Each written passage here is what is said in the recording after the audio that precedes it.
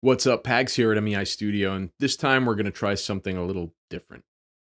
I frequent a bunch of different online audio forums and constantly see questions about drum recording. What's the best mic for this or that? What's the best way to do X or Y, etc.?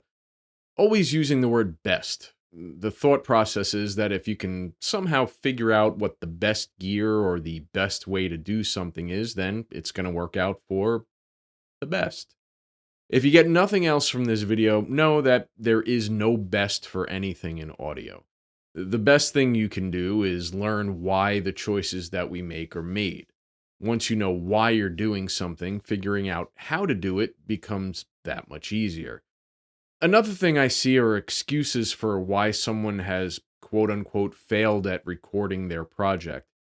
I don't have the right mics, I don't have enough channels, all sorts of excuses for just about everything. Well, this video is my answer to all of those questions and excuses. We've put up over $15,000 in mics on a 4-piece drum set in just about every position that is commonly used and some uncommon positions as well. This by no stretch means that you need to spend that kind of money to record drums. In fact, quite the opposite. We're going to see how efficient we can get with the bare minimum and work our way up to the ridiculousness. There are two reasons we did this, and therefore there's going to be two parts to this video, and apologies, these are going to be really, really long videos. The first purpose was to see how few mics we could use to get a usable drum track for a mix. Since we had mics literally everywhere, we could sort through them and find what we thought sounded the most usable. By no means was there any intention to use all 28 mics at once on a track. The phase issues would be more than any brain could handle. The second was to try to find what mic positions could be used to get different sounds for different genres and different time periods of music. Things like the Motown sound, the dry sound of the 70s, the huge sound of the 80s, jazz, funk, disco, and everything else. We took samples of about 9 different styles of music with our session drummer for this, and should be a fun challenge for myself and my guest, award-winning engineer and producer, Mikhail Pivovarov. One last note before we get started.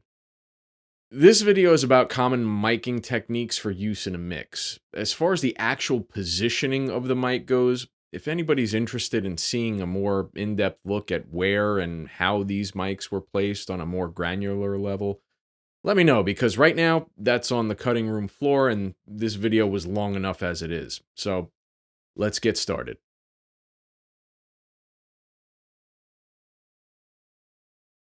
First up inside the kick, we're using an AKG D112.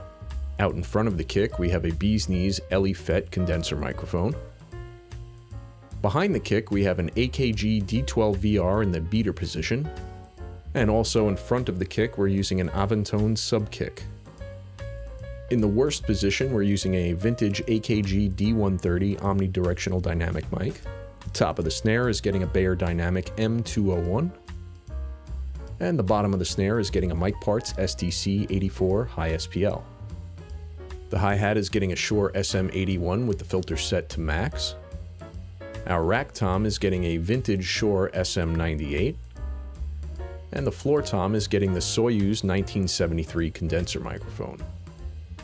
Like the hi-hat, the ride cymbal is getting a Shure SM81 with the filter set to max. On the floor next to the kit as an effect mic, we're using a Shure 520DX Green Bullet. Our center mono overhead, we're using a Townsend L22 Sphere microphone. As an ORTF overhead, we're using a pair of AKG C451Bs. As a spaced pair overhead, we're using the SE-SE5 STCs. In the recorder man back position, we're using the Austrian Audio OC16. In the side position for the Glenn Johns method, we're using the AKG C414 XL2. For a Blumline overhead, we're using the AEA R88 stereo ribbon mic. A few feet in front of the kick on the floor, we're using a Royer R10 for the Motown method.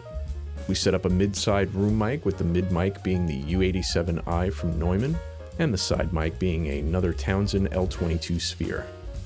6 feet in front of the kit, we'll put a Warm Audio 44 as a mono room mic, and about 10 feet on either side of the kit, we'll put a wide stereo pair of Roswell Mini K47s.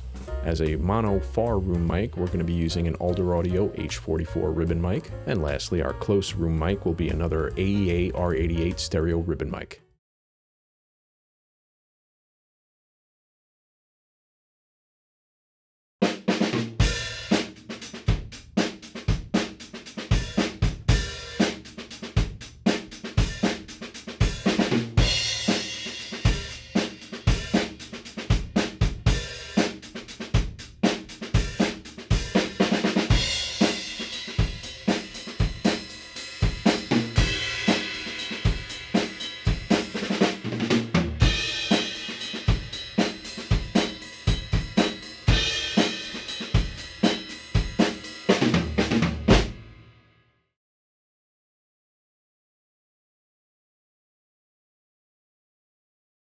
Okay, so I'm here with Mikhail. Mikhail is an engineer based out of Connecticut. He's worked on multiple Grammy-winning projects, and he decided to kind of come in with me and do this crazy trial of things and trying to see just what it is about miking a drum set and what's useful, what's not useful, what could be used, what could be thrown away, and what different types of miking techniques sound like. So I'm kind of going to hand it over to him, and we're going to trade back and forth and go through a bunch of different miking setups and what he would have used for his setup for a single mic, 2 mic, 3 mic, etc. And then, we're going to just go back and forth here. So Mikhail, if you would, let's start with the 1 mic setup, and if you want, you could share your screen and Yeah. see what you did.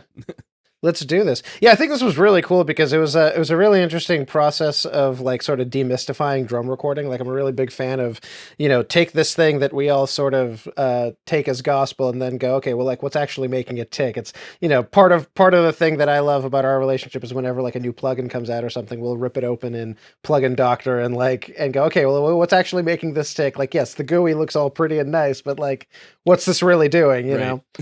And I feel like this is we were able to do that in this case for drum recording, and obviously as engineers and producers, this is something that we do a lot, and it's especially in like rock and roll, one of the most important parts of the production is getting rock and roll funk singer songwriter styles. Like there's so many when you're recording live drums, like so much of the sound comes from so much of the sound of the production is like what do your drum recordings sound like? What microphone Right. choices did you make? And it's a big deal. It really shapes, you're Oh, shaping the absolutely. sounds from the moment that you make those choices. And I think what was really cool about this is obviously you and I have both been doing this. I mean, you've been doing this longer than I have, but I've been doing this for almost 20 years. And I've sort of developed a methodology and have been, largely sticking with it. Every now and then something new happens. Like recently we got the Warm Audio 44 and it's now become my de facto mono room mic. Until then, I was experimenting with a couple of different things, but it's cool to like look at certain things that I've been doing for a while and really unpack them and question them and go, okay, wait a minute, is this actually the best way to do this? And how often do you get to do a drum session where you put up every single microphone and use every single preamp you have and really get to unpack that? So that was really Right. cool. And just a refresh here, when we did set this up, we set up 32 microphones on the drum set in just about every conceivable place you could put a drum mic on a drum Yes. set. And some places you probably wouldn't want to put a mic on a Uh, drum set as well. So, Many places that were um, new to us. yeah, and that is actually one thing that I got out of this as well is that a lot of different techniques that I knew about, but I just either never set up because I just never did, or it was just something that I was like, oh, that can't work, and I think we're about to be sent to school here, so Yeah, exactly. And I think, the ethos of this was to sort of answer the question of if you only have, X amount of inputs, if you only had like one input and one microphone, what do you do with that? If you had two microphones, what do you do with that? And we sort of kind of like leveled up our imaginary recording studio up until the ideal kit. And I think this was really cool. It was very revealing to me in a lot of ways. And I think I'm going to go ahead and shut up about it and like do less talking and more showing. okay, So actually the way I want to do this, I'm going to play it first and then I want to talk about it. Okay, so this is the single microphone. We're going to start with the single microphone. Yeah. So this is what this is. I'm just going to play the sound that I got. And again, for the listeners, we're doing minimal mixing, just enough to sort of know, hey, this is what I have to work with. This is how I'm going to be able to shape the sound. Because obviously when you're mixing drums for a record, unless you're mixing drum loops for a drum loop package, the mix of the drums is going to be informed by everything else going on in the mix. And we don't have bass guitar, we don't have electric guitar, we don't have piano, we don't have really anything else. We're just listening to drums. So, the mixes that we're going to be playing today, it's going to be just enough, I did, at least on my end, just enough mixing to know, how far I could take it and what, to inform me, do I have enough to do what I feel like is going to be the next step in the production. So, right. So I would call these like a half step above rough mix. But nevertheless, I think they were very revealing, and I was very impressed and very enlightened by what we found. So, Cool. In the spirit of that, here is my single mic of the 32 that we did. Here is the one microphone that I chose to represent the kit. Which mic was that? Well, I want to play it first, and then I want to talk about it, because this was really interesting.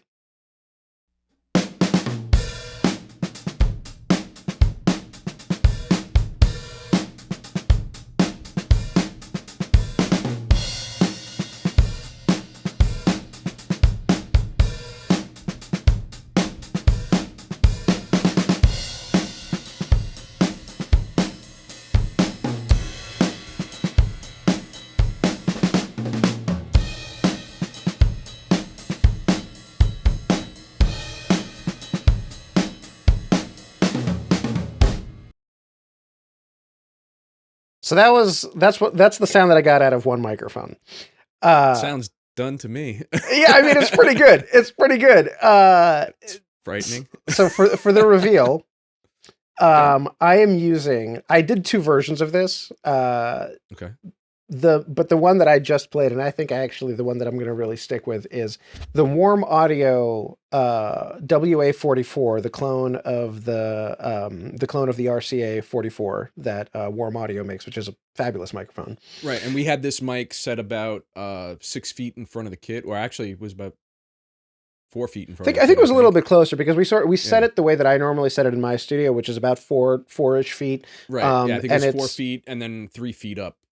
Just about. It's like it was sort of like stomach height if you're standing in front of the kit. And this is a miking that I do very often as sort of my supplementary, room mic situation.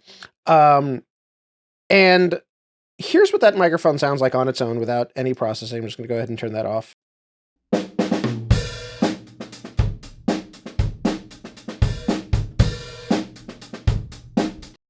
Which is not bad. Yeah, and it sounds about how I would expect a, sort of close drum room mic to sound. I'm doing a little bit of bus compression at the top level. So I'm sort of doing, my quick rough mix top down situation. And you'll notice I did that on all of the other kits. The way that I have my session organized is every kit is sort of in its own folder. So I'm doing a little bit of top-down bus compression. Then I'm doing a little bit more 1176 style compression on the microphone itself.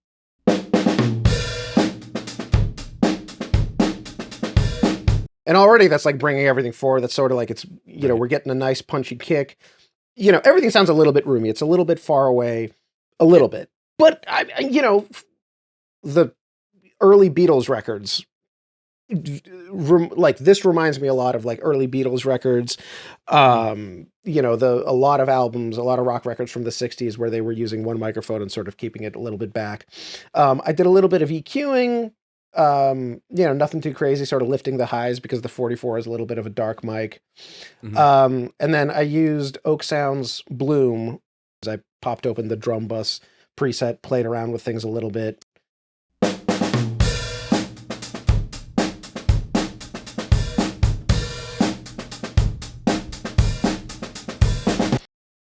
Already, like, man, one microphone, that sounds like a finished drum kit. It's incredible. However, I'm just going to remind everybody what my sort of final mix of this sounded like, which was this.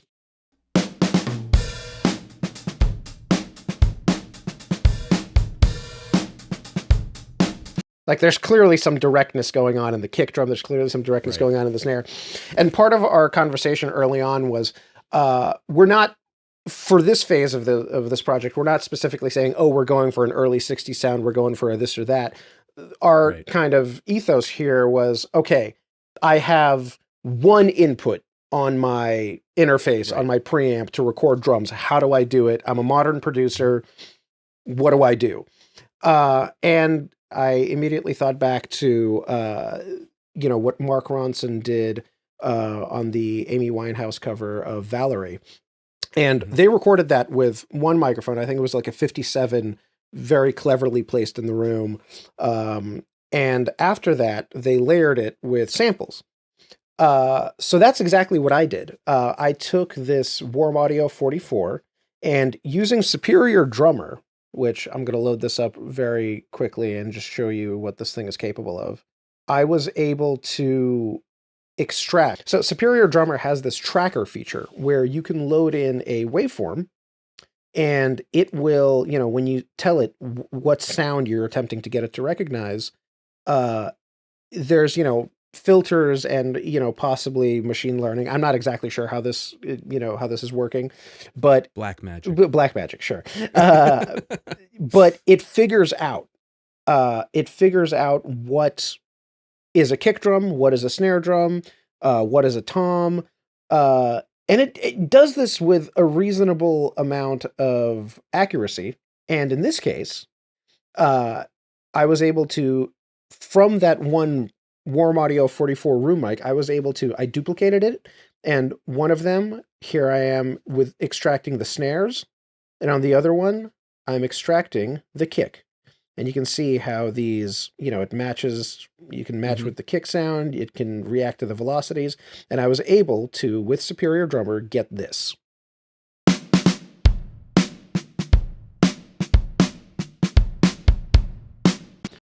Which is freaking wild.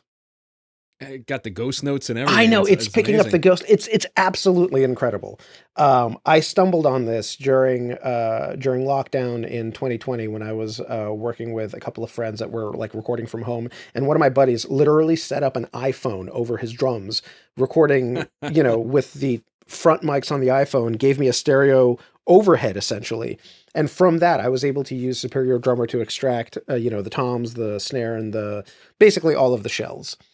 Uh, and I know my next plugin purchase. dude, for this alone, it's absolutely Yeah, incredible. that's phenomenal. I did something similar on one of mine, Uh-huh. but I didn't have Superior Drummer, so I had to go a little bit different route to go there. So we'll look at that later. But that looks like it's just drag and drop done kind of I mean, it was thing. So phenomenal. It like it sometimes can be a little bit finicky, so I don't want to go through the process of like actually dragging right, the wave file in.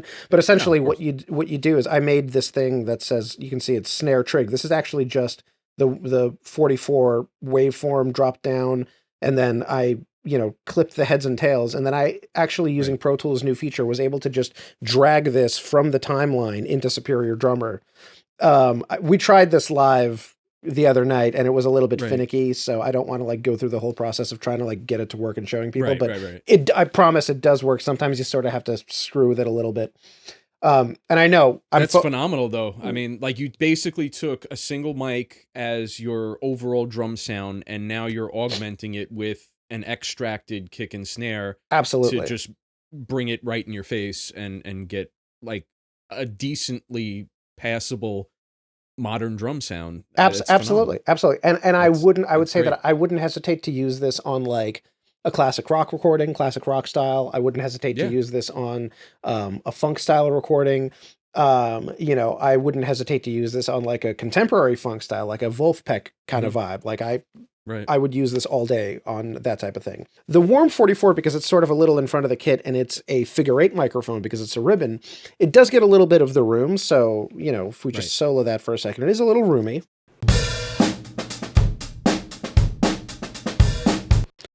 So Right. my second choice for this was we had a center overhead, and we used the Townsend Sphere for this. So Hmm. technically, in this case, we used two inputs to get it. However, I have my Townsend Sphere set. Um, I'm just going to show this. it's set up, you can even see here, it's set up as a mono microphone. For Right. those of you that don't know, the Sphere typically records, you record the front and the back, and Separately. Yeah. you can manipulate those in Pro Tools to, clone different microphones, different polar patterns. And in this case, I'm treating this as what we're emulating it to be, which is a single 251 251. Elam 251 style microphone in like you can see this is the polar pattern. It's almost omni, um, but the reason I'm doing this is this is the alternate version, which is a little bit tighter and a little bit brighter,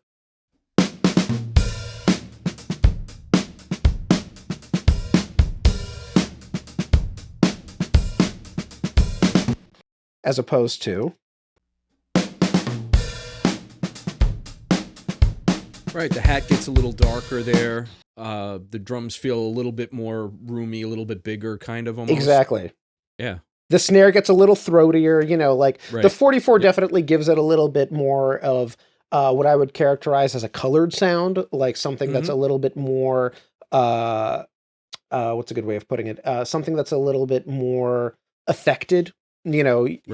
whereas the 251 above the drums very much gives it a, I guess I would say, contemporary sound. Hmm. So really, it sort of depends on which way do I want to go. But either way, both of these microphones are about the same distance from like the kick and snare. They're both about 4 feet away. Right. One's above it, one's in front of it. Exactly, So it's exactly. right. And I think it's important to note also because the ceilings in your studio are a little bit on the lower side. This microphone is Right. almost right against the ceiling. So even when we're using Omni, we're not getting that much reflection from the back because I actually think you have padding on your Not ceiling. only do I have padding, but there's actually like bass traps built into my ceiling. So Right, exactly. So it's, so yeah, there's really not a lot of reflection that you're getting off of the ceiling. yes, And that's why I did that, because the ceiling is only 7 feet something right. inches. And, I didn't want to get reflections off the ceiling because it causes problems. So, And I want to come back to that later yeah, because actually, because of your setup, some of the things that we tried in your room that I have usually good luck with in rooms with higher ceilings didn't quite work as well because right.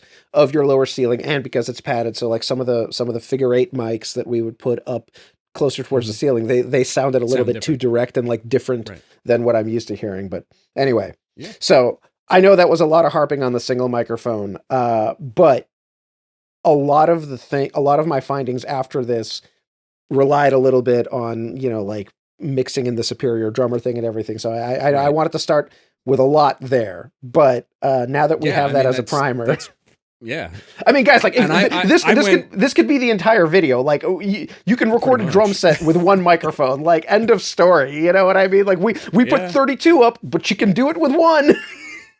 Yeah, That's I mean, pretty cool. honestly, it's absolutely phenomenal. And for people out there that are using something like, a Scarlett or a Volt interface that has one input, and you want to record a band, like, this basically just throws the idea that you can't do that with that type of an interface right out the window. Absolutely, absolutely. Like Be- if you have the ingenuity, you can get it to work. Like well, I mean, you just showed everybody how to do it. I So, did, like, I I did. mean, And listen, and this probably isn't the only way. This that's it. probably isn't Oh, the. of I'm course. sure Right. there. By the time that this is out, there's probably AI. AI programs online that can take this and extract the kick drum from it and like actually give you just the kick wave file.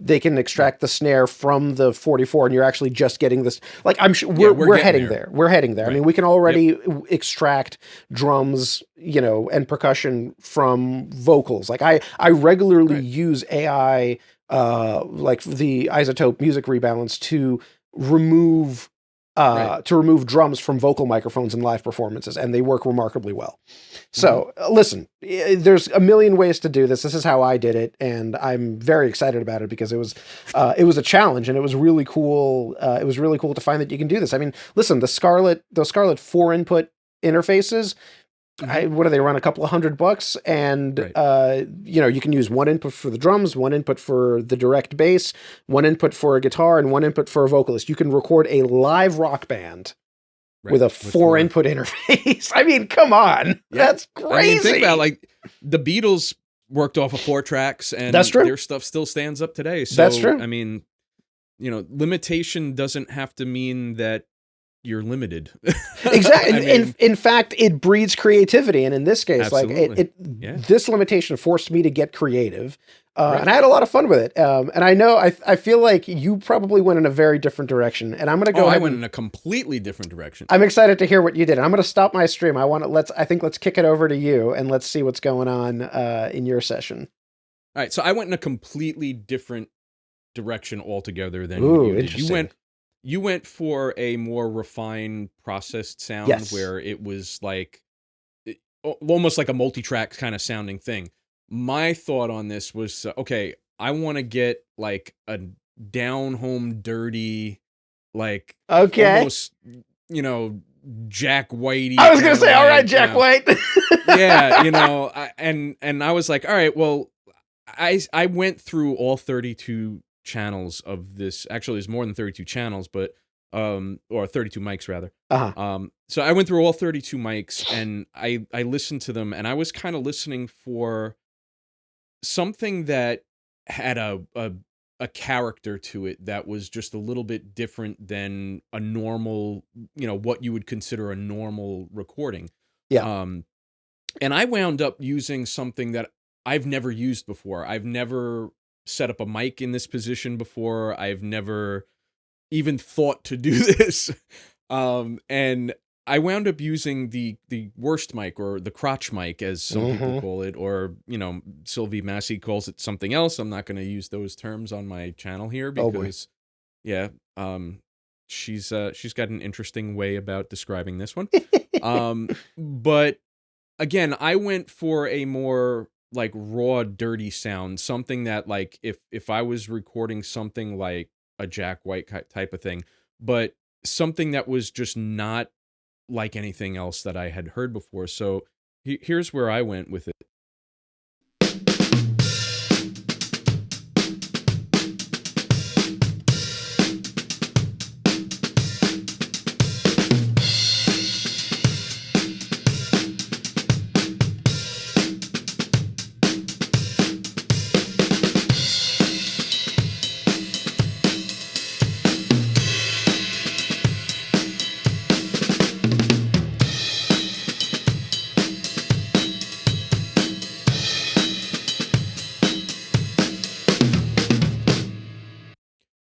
That's Okay, pretty good, so man. That's pretty good.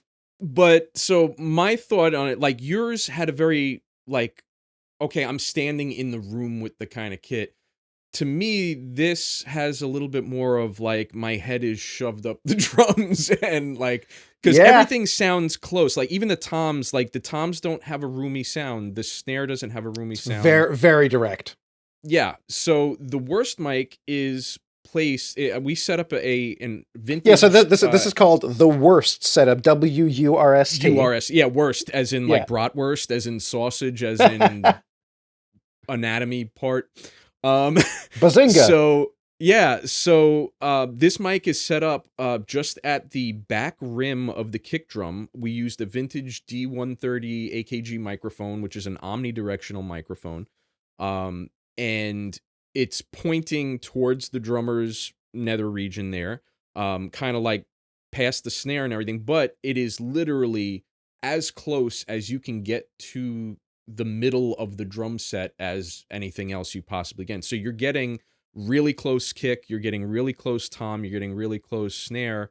And the only thing I didn't like so much was the ride cymbal kind of stuck out a little bit too much, but like even the hi-hat and the ride seemed very close still, but it's very dirty. It seemed really, honestly, it felt really balanced, and I thought the kick in particular was like really punchy and Right. really great sounding.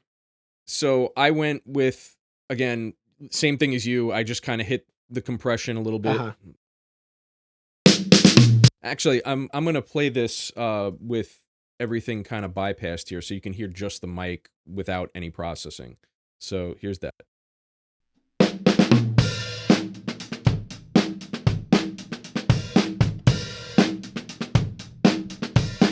Dude, so I mean, even that on its own sounds great, like without It's any of the very direct. processing. Yeah, Right. it's awesome. So I hit it, some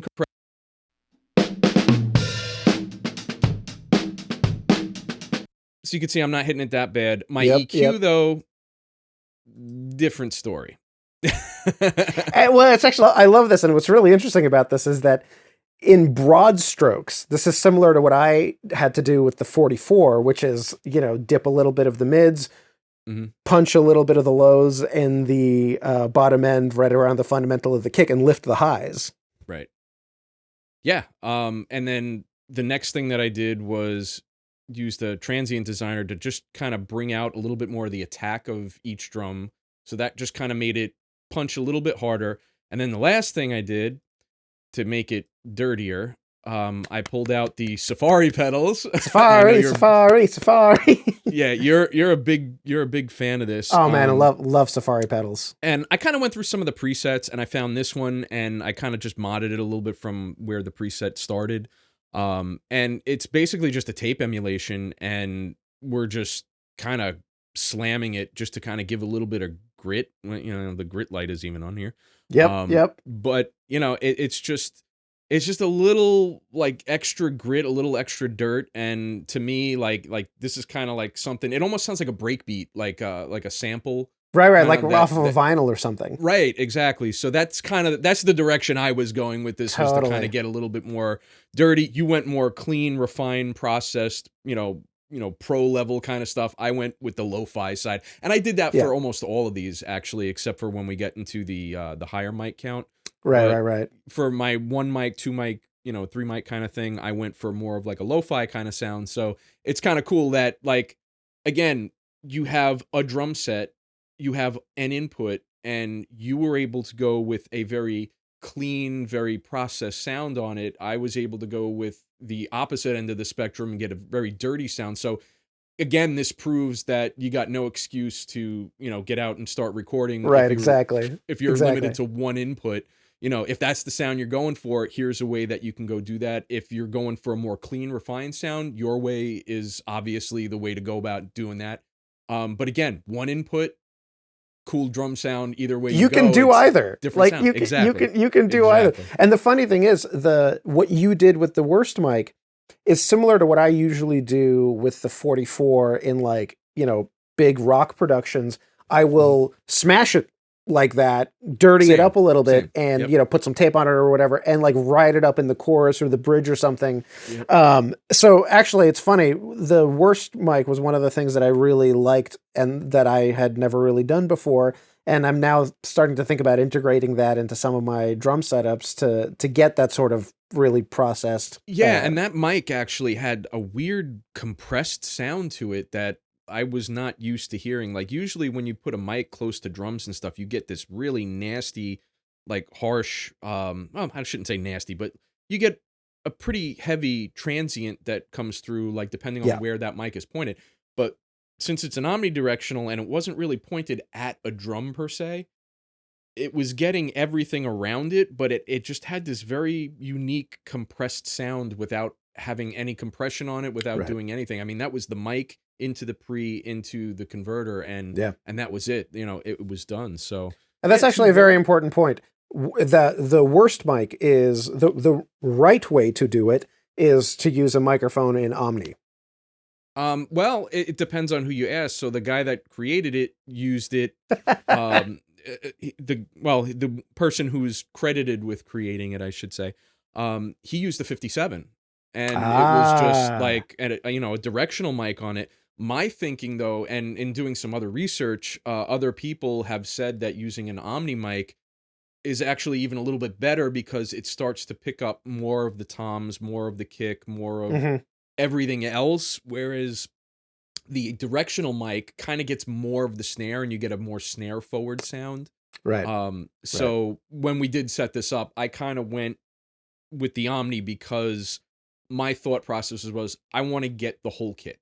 I don't want to just get Yeah, one and direction of it because we already have mics pointed at everything. Exactly. And I agree So with your thinking of that because, it's sort of like again, it's hard to describe. Hopefully, we have like photos or we can show like a quick still or a video of it.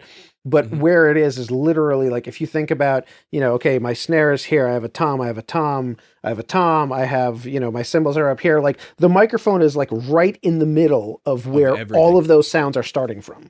Yep. So yeah, I mean, putting in an Omni seems like a no brainer to me. But that was incredible. That was really cool.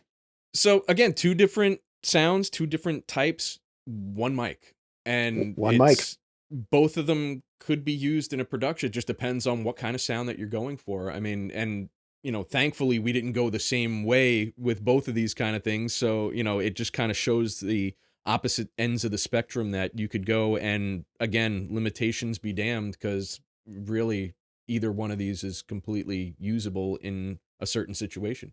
So we're Absolutely. gonna go we're gonna go through quick, because we're kind of running low on time, but I want to run through a couple of the other setups that we did. We did 2 mic, 3 mic, 4 mic, and then we did multiple mics with more of um, a bigger multi-track setup. So again, if you have a single interface, a single input interface, um, that's where you could go with it. So let's quick and run through number 2 here, and where you went with a 2 mic. So let's say you had the a Scarlett that has a 2 mic input. Where would you have gone with this? So what I did with the two mic, actually going to go ahead and get rid of this. Some of these you'll see the remnants of some of the options that I tried. My two mic setup was something that I've always heard about but never actually tried, which is the Glyn Johns Same. setup. So we set up Glyn Johns and we set up Recorder Man, which we found to be actually very similar. Yeah. And I think this is actually the Glyn Johns left side. So the Glyn John setup, for those of you that don't know, is one microphone directly over the top of the kit, sort of aiming down at the snare drum, and the other microphone is like a foot back from the floor tom, slightly above it, pointed Right. at the So it's snare it's drum. 4 feet above the snare, and it's 4 feet away from the snare on Yeah, the right. floor tom side. Yeah, And to you the have to drummer's be floor tom and side. it's a equilateral triangle. This actually doesn't work if the mic placement isn't right. So if you're a Yeah, little bit closer on one side, or on the top, or on the top of the right hand side, if you're sitting at the drummer's position, um, it throws the stereo image completely out of the window. right, And we right. did take quite a bit of time to make sure that these were measured perfectly, and we had an equal distance between the top mic and the tom mic. So I'm glad that you decided to use this one, because I think I did too, but I'm sure we're gonna have completely different sounds. But Yeah, let's let's see let's what you let's got. let's take a listen.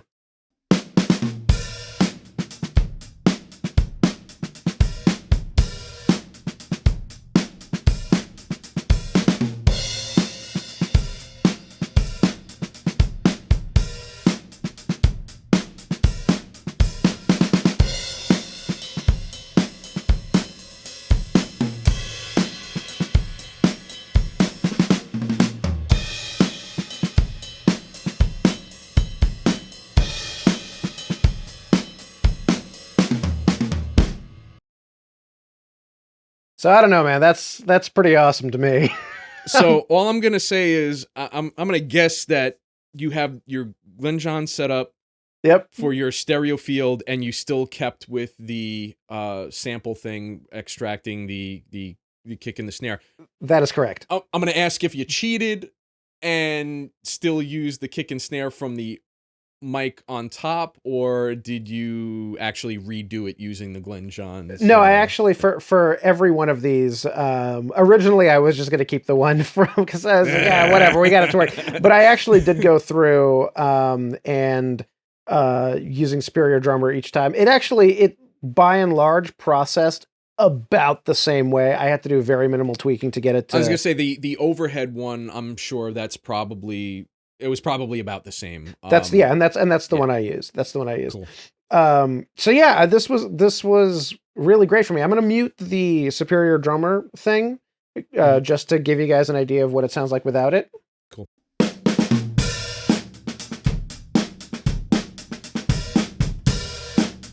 and then back with it.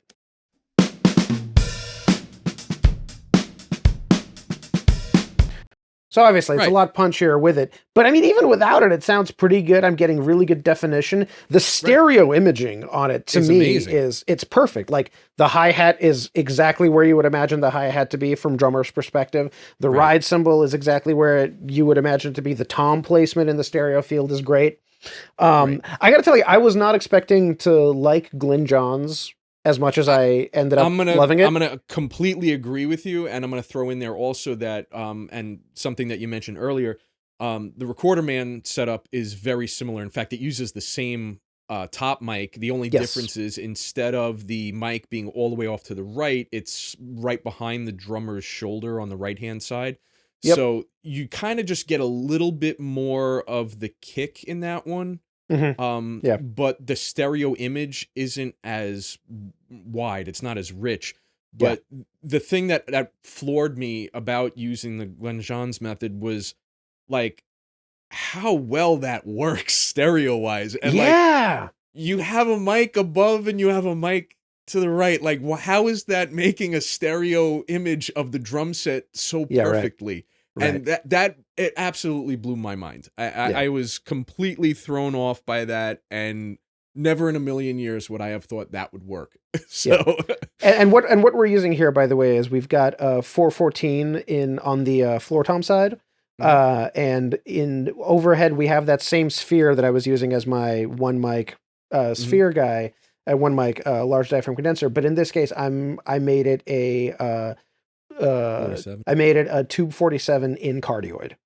Right. Um, so again, it may look like we've technically used this is technically a stereo channel, and it's Right, but you could theoretically get away with a single mic on the yeah top. yeah yeah. The And only again, people reason that that we did that is because there's other techniques that we can use with the yes sphere.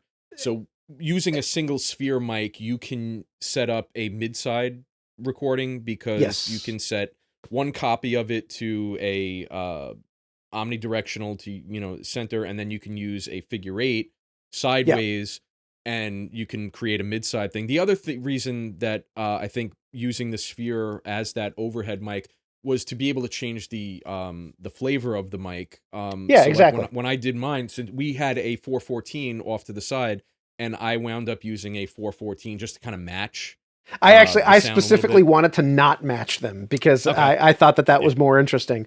So yeah, so guys, almost any time that you see the sphere, yes, you'll see a stereo channel here, but as long It's as coming out this is mono. mono, just Right. think of this as whatever the single channel. Right. Uh, so in this case, think of this as a 47 style, Hmm. mono overhead. But yeah, very minimal processing. I'm using a slate channel strip. I'm using a Slate's channel strip to add a little bit of distressor compression. I mean, very minimal. It's less than 3 or 4 Right. dB. And I'm doing a little bit of EQ. So I'm actually, funny enough, I'm doing On the less bus. processing. Yeah, on Right. the overheads bus. I'm doing Mhm. less processing on this than I did on the one mic setup. And then there is parallel 1176 compression happening on the drum kit bus. Right. Yeah, this was really shocking to me. I usually love putting a pair of ribbon mics in Bloomline over the kit. Mm. Same. And in this case, I fully expected to want to use that as my two mic uh drum kit.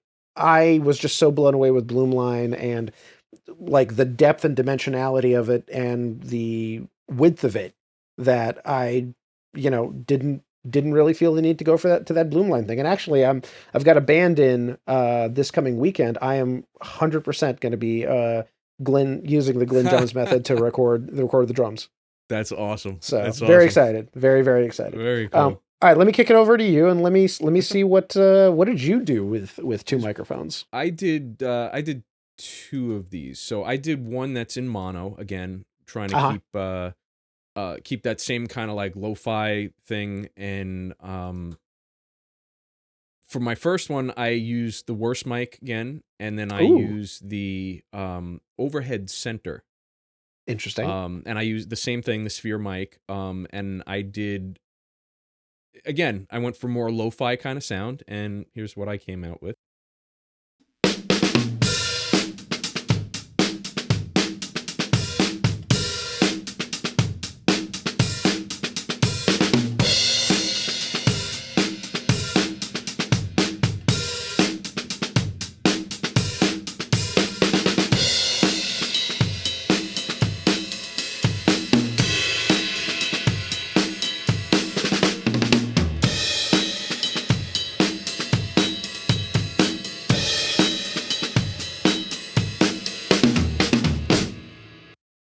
Man, those So toms sound great in that. and that's kind of why I went with that, because I still wanted it to be kind of in your face as far as like all the shells and everything go. And I literally used the same exact setup for the worst mic, for the one mic and the two mic. I literally copied and pasted it. I didn't Nice, change anything. The nice, only nice, thing nice. that I wanted a little bit more, that I kind of felt the one mic was missing, and just a quick A/B here.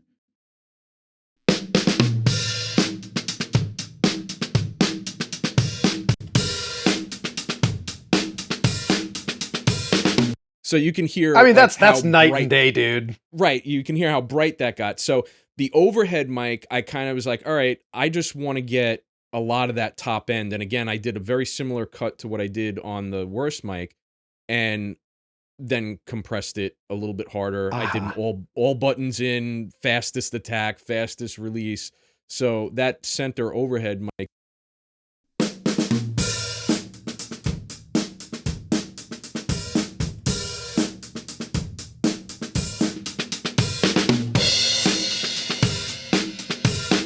again, went for like a breakbeat kind of sound with it, Uh-huh. different direction. And again, it could work for a given situation. Now, with the stereo setup, I did I did a stereo, I guess, whatever you want to call it. But I also used the Glenn Johns method.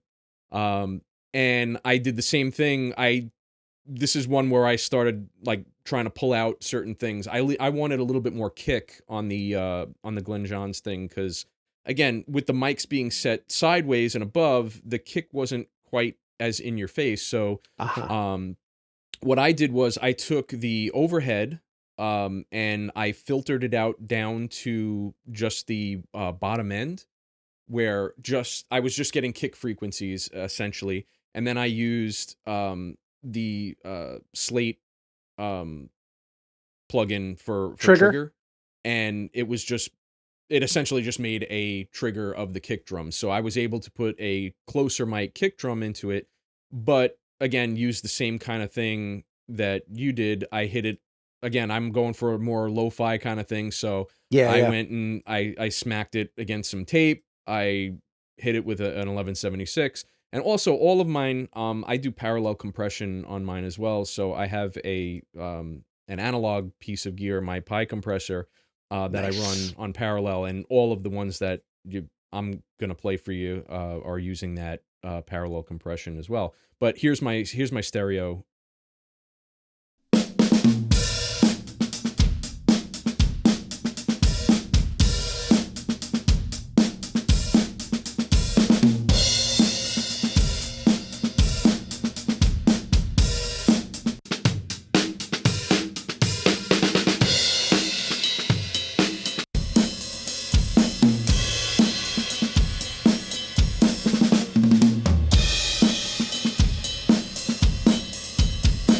So you can hear how big of a difference that goes from the mono to the That's stereo, wild. and how That's wild. wide that Glenn Johns method is. And again, I would have never believed it in a million years had we not done this, Yeah, because right. the stereo width on a drum set is something a lot of people are always like trying to, I don't know, figure out is the right word, but like everybody's always looking to get a nice big wide drum set sound. Yeah. And damn if this doesn't do it Yeah. like two mics, and just puts everything just exactly in the right spot. And we're going to see that, I think, as we go forward Yeah.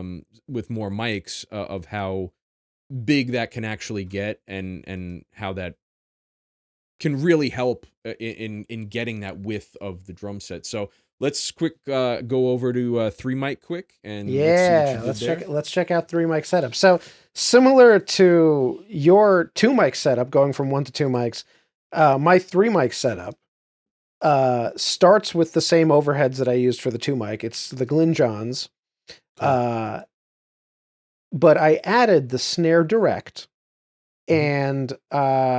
and I changed a little bit of what I was doing with Superior Drummer. So let's just take a listen.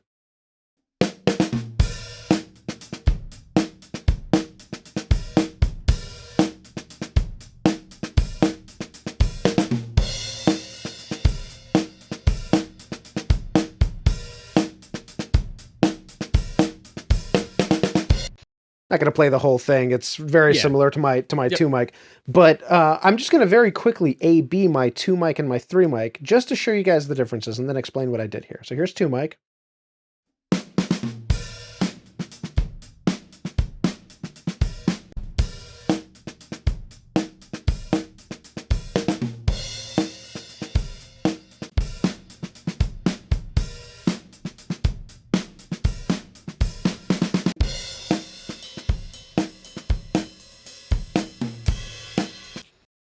So the snare is just in your face on that second one. I mean, it Right. just adding a little bit of that direct snare just brings that snare right up to the front.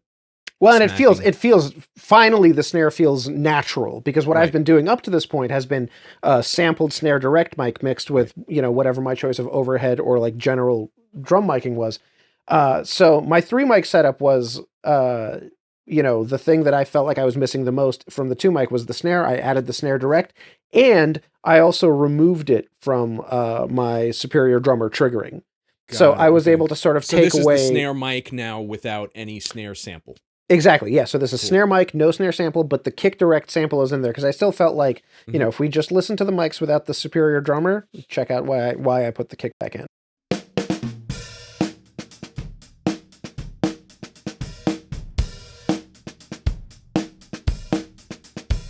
Like to me, I'm now like listening to it and going, okay, this could be like I could record a funk band like Right. this. Like this sounds to me like like a Wolfpack or like a Corey Wong modern funk type drum sound, or like this. I feel like this could totally work for certain hip hop tracks, for certain pop tracks.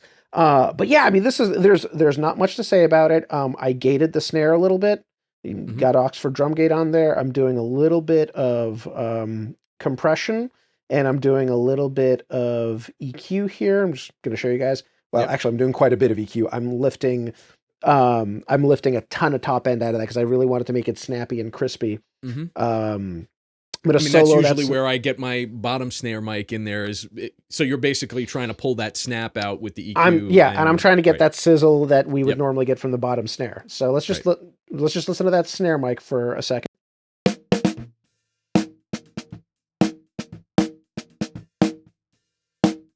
So Oxford Drumgate doing a really great job of isolating just the hits so that I can, smack it with compression and get a ton of top end out of it. Let's just hear what it sounded like without anything.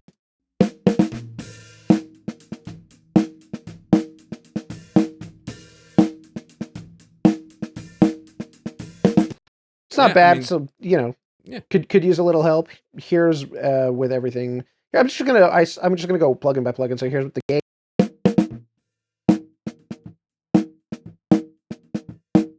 Now we're going to add in the compression.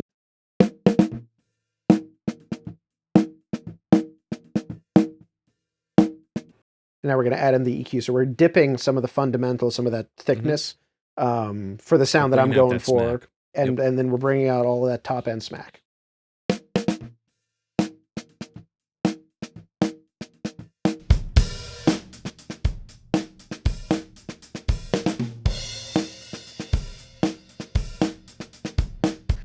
So I think that sounds great. And I'm going to go so far as to say that at 3 microphones, I feel like I'm no longer compromising. At 1 mic, I felt like it was a little bit of a stretch for the type of sounds that I typically go for. You had to work for it. I had to work for it. 2 mics, I'm still really heavily relying on the samples. At 3 mics, so Glyn John's overheads, which I'm not even going to bother showing this because it's the exact same setup as my 2 mic. I literally copied it down. Glyn John's and a snare mic, basically. Glyn John's and a snare mic. Yeah, Glyn John's overheads. So to clarify, Glyn John's typically is the overhead setups that we talked about, plus a snare mic, plus a kick mic. So this is basically Glyn John's minus direct kick. And at this point, this is 3 microphones. At this point, I feel like I am not compromising with my drum sound at all. Sure, in a rock mix, I might have to do a healthy amount of parallel compression and maybe some distortion to get it to really pop. But for a lot of genres, 3 mics on the kit, and I feel great. I feel really, really great about this. And I will. How many mics do you normally use on a session? Because like Well, I'm that's usually what I was like, gonna get to. yeah, I mean, I'm um, usually like 12, 13 mics on a kit, and here we are at 3 mics, and we're like, yeah, you know what, this can work. yeah, like I'm done. I'm done. Yeah, typically, I think I think I'm comfy at about 12 mics on a kit. Okay, Because I'll do kick in, kick out, snare top, snare bottom, hi hat, ride cymbal, rack tom, floor tom. This is assuming the kit is a four piece right. kit. Rack tom, floor tom. That brings us to 8. Then stereo overheads. So that's 10. Then I'll normally do a stereo room mic, Mm-hmm. which brings me to 12. 11, 12, and I'll usually then also do a mono So you're room about a mic. 13 then also. So I'm Okay. typically 13, sometimes a little bit more depending. But this exercise has proven to me that in a pinch, I can Mm-hmm. do it with 3. Right. I can do it with 3 and not feel like I'm really compromising very much. Right. And yes, of course, part of it is I'm leaning into the technology a little bit. Obviously, I wouldn't be able to get that punchy of a kick drum with 3 microphones without using something like Superior Drummer. Right, but But these are all things that are available that yeah, like, and you don't have to invest a lot. There are plugins out there that'll do that type of thing that don't break the bank as far as, cost goes. So this is absolutely. still something that's in the reachability of most anybody that's, doing this. Absolutely. So, And I yeah. would go so far as to say that like the best part about Superior Drummer was that it allowed me to, it painlessly gave me the extraction of the kick and snare MIDI. If you Mhm. really had to, you could zoom in, you could really zoom in Pro Tools, open up these overheads, Any look at DAW our, actually that yeah, you any use. DAW. So, This is not, yeah, we use Pro Tools, but that doesn't right. mean that you can't do something else. And you could zoom in and you could manually draw in, here I am, well, if it will, right, I'm in velocity mode. If I go to notes, I could manually draw in the thing and I could Right. like do my best to sort of line it up and do that for every kick. And yes, it's Right. tedious, but it's doable. You know what I mean? So you don't have to have, Right, and the plugin just does that for you essentially. yes, And yes, even that's if the what. plugin screws up a little bit, like it's a lot easier to go in and fix 1, 2, 3 different like Right, hits rather than exactly, have to exactly. manually go in and draw everything in. Yeah, But but the point is that that option is there. right, and even without a plugin that does it automatically, you Mhm. could draw in your kick triggers. Yes, it's Right, tedious, but the point is that if you're in a bind, right, you can do it. right. I think that's all there is to say. I mean, I think the sound speaks for itself. Absolutely. Yeah. You I know, mean that it's a close, really tight sounding sound. It's very clean. yeah. It's you know Well, I'm just gonna play like a couple of bars of it one more time just to yeah. really drive the point home here.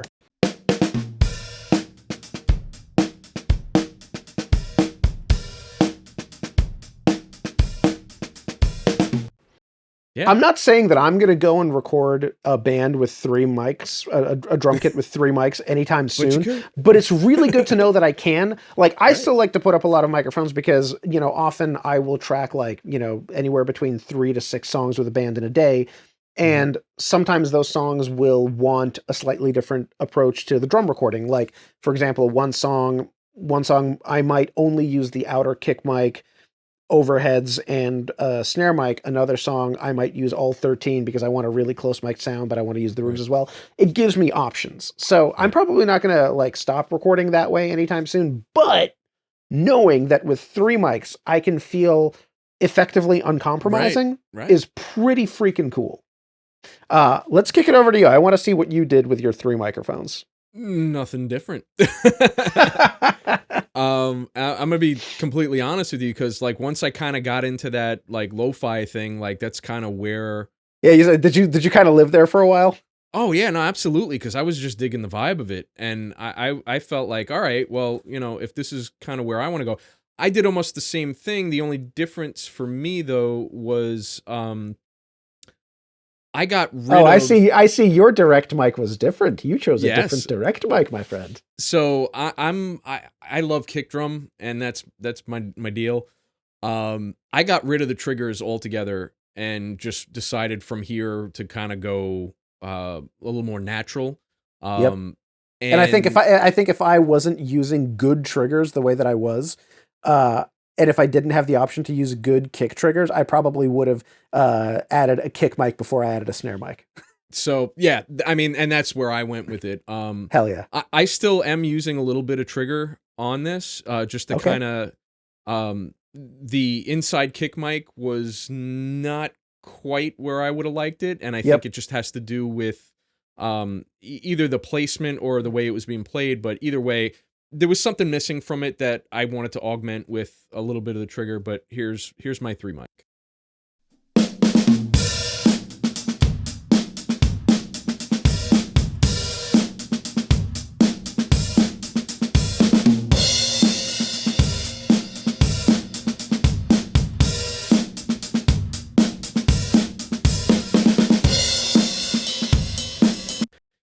Again, it more of Pretty a darn lo-fi cool. kind of sound. And I'm taking the Glenn Johns thing. I have them bust here to a stereo bus. I'm doing a little bit of compression first. This is a wacky EQ. Oh, I see what you're doing there. I Okay. love this. I was just watching a Dan Worrell thing where he talked about doing the super narrow EQs to really pump up the fatness of the snare. Is Right. that what That's that little exactly what that is. Yeah. So that's why I didn't want to use the snare trigger on this. So I was like, all right, let me pull this snare out of the overheads, the Glenn Johns thing. I'm getting the brightness over here, but this is really the fundamental of the snare right there. And Yep. I mean, you could see it's right there. Could you solo just the overheads? And I want to hear. Can you isolate that band? I really want to hear how that's popping out. Sure.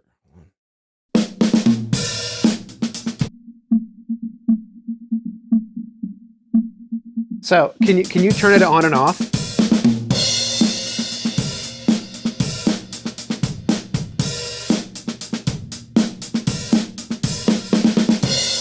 So it's not a huge difference, but it's just No, giving that- it's definitely fatter. It's great. it just gives a little bit more. And the last thing that I'm doing is I'm smacking the crap out of it with some tape compression, just to kind of get that dirty sound again. And again, I was really going for that more lo-fi kind of thing happening on most of these. So Very cool. All right, let's hop over to 4 quick. Let's get to 4. And So surprising nobody, my 4 mic setup. I'm gonna play it back and then talk about it. Check it out.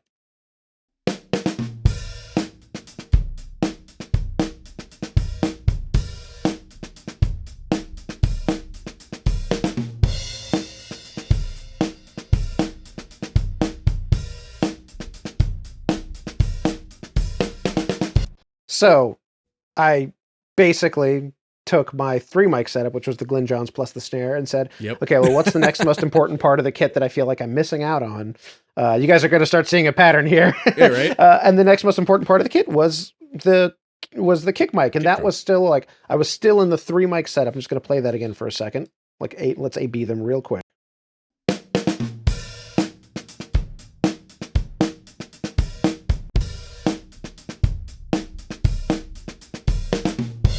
Suddenly, the kick sounds way fatter and yeah, a the little kick bit just more. got a little beefier, but like the overall sound really isn't that much different. And I'm guessing most of the processing that you did is probably exactly the same as the 3 mic. You just now added that fatter kick.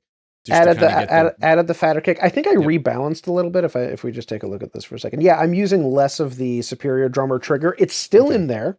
Okay. It's still in there, but I'm using less of it. I'm using about 4 dB less of it. Okay. Yeah.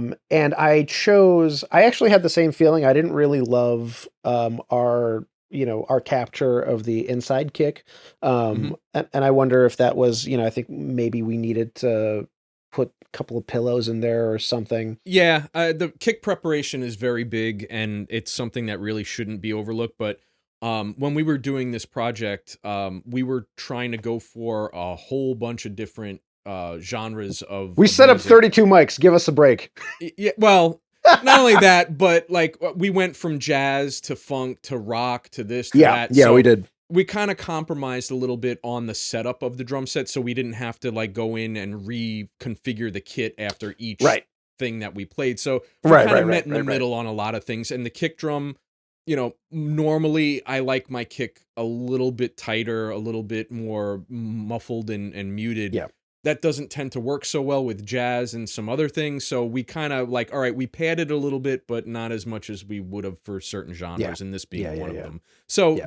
that's why. And I did almost the same exact thing that you did as far as mic choice goes. I'm pretty sure I took instead of taking the kick out, I think I took the kick in, kept the same Mhm. exact Mhm. kick thing. In fact, I can if I can So grab the screen from you. let me throw just a Oh, couple go of ahead. couple of more quick things here. I think something we should mention is the snare top mic that we've been talking about is Mhm. the Beyer M201. Yep. And the kick out mic, which I'm just going to solo for a second because this thing sounds great. And as you can see, there's the only processing on it is EQ, where I'm boosting a little of the fundamental, cutting a little bit of the boxiness, and lifting some of that 4K snappiness. Mhm. Let's listen for a second.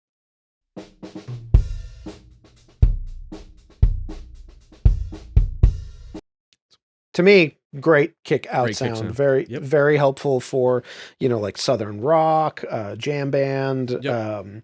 I would totally use this for like a singer-songwriter thing, for like a pop Right. ballad.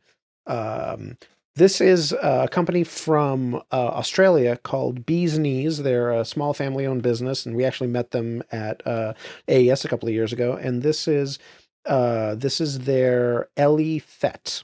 Mhm. It is a FET style microphone. It's terrific. It's my personal choice for outside kick mic, and it did not disappoint.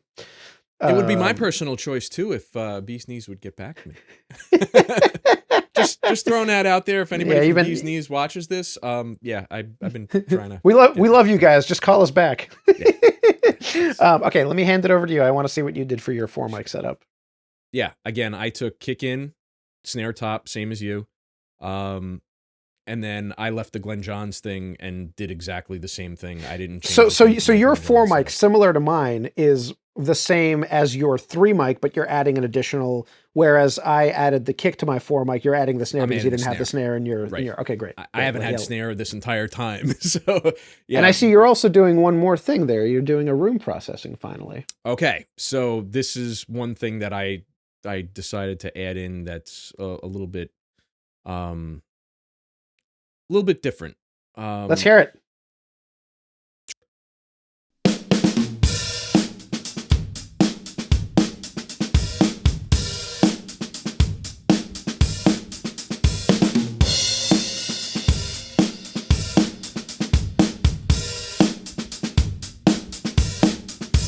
Yeah. So I went with a more roomy thing, and what I did for that, I took the Glenn Johns mics, and I'm busing them to an aux to mix the two Glenn Johns things because I wanted to process them as one thing. Uh-huh. So I have the Glenn Johns bus here. Now, in parallel, I have another aux, so the same bus that's going from the left and the right of the Glenn Johns is going to a second one, and I'm using Universal Audio's Ocean Way to kind of get that room sound. Since I'm not using a room mic here, that basically will now just kind of take the place of, and this is just the room by itself.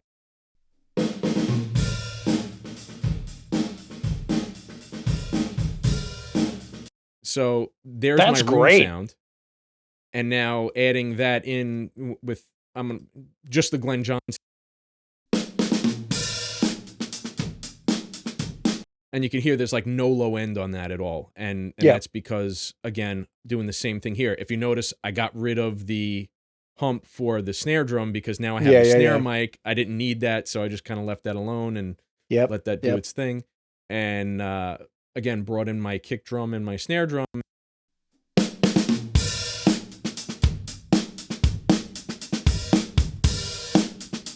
So that, And I will say this: as much as we've been bemoaning the kick in, we haven't actually played it for people in context. Mhm. In your 4 mic kit, I think the kick in sounds terrific. so yeah, and here's what the kick in sounds.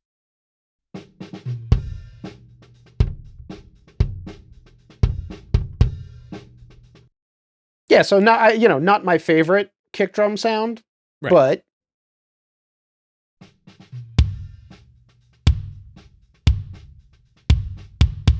So Aha. to me, Oh, that's I can tell what you did in there. You put a little sample on there. yes. And again, I did that in the 3 mic as well. So I have a That's little right. bit, and it's mixed in 66%. So I'm still I would getting have the I would have original. never known. Listening to your drum mix, I was like, yeah, that's a great drum sound. So that's, again, very easy, very similar to what I did with with the 3 mic. I just added my snare drum in, and now I added more of an ambient thing. I'm a very big fan of like live, I'm not a big fan of dry drums. You're a big fan of dry drums. I'm not. Listen, no, I like But live drums as well. Truly I do, but well, I do think that not you might live. like It's the just live a little bit more. yeah, I like a roomy sound. Like to me, Yeah, like yeah, the yeah. room sound, like that's I like feeling that. I mean, it depends on the style of music you're doing. If you're doing like a Completely. 70s kind of thing, you want that dry sound. If you're going for like a, Steely Dan kind of thing where that, the snare is just like a microsecond of fuzz and like, everything is just very tight and very controlled. To Totally, me, totally. I'm more of a room freak, so that's yeah. So now that we've established that you absolutely can get a great drum sound with, 1 to 4 inputs, which is typically what's available on most prosumer level interfaces.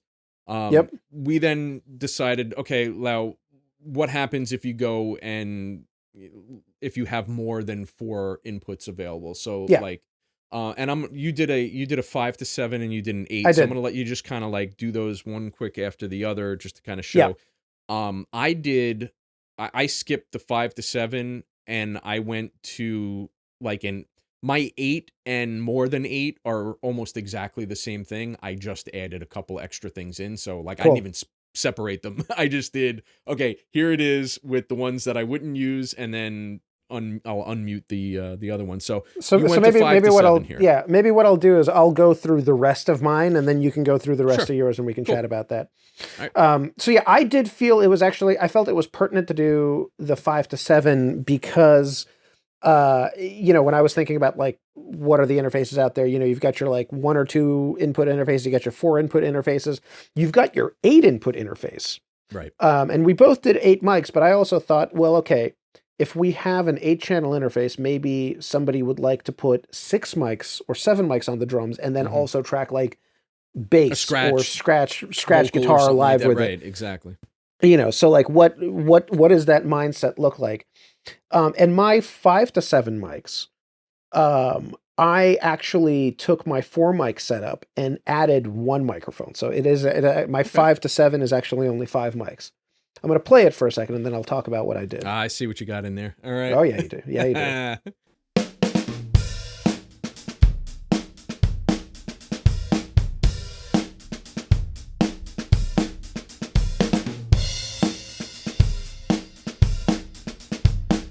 And I'm I can hear the piggybacking off room. of my 4 yeah, I'm piggybacking off my 4 mic setup and I added the Far Room, which Mhm. was an Alder H44 ribbon microphone. Mhm. And Alder Audio is a company that you just did an interview with the founder, is that Yep. correct? Yep. Yeah. Which was a fascinating interview. It's like an hour long, but if you guys want to geek out about microphones and ribbon mics in Yeah. particular, it's a terrific interview. Yeah, That dude really knows his he's stuff. an awesome dude too. And Yeah. honestly, like if anybody's looking for a great ribbon mic, and they're not expensive, Yeah, pick as that thing far as up. ribbon goes, Yeah. yeah. So what I did basically was I took my 4 mic setup, so I still got my kick out, my snare top, the Glyn Johns overheads, which I never once wanted to deviate from, and I've added a Far Room mic, and this is what the Far Room sounds like.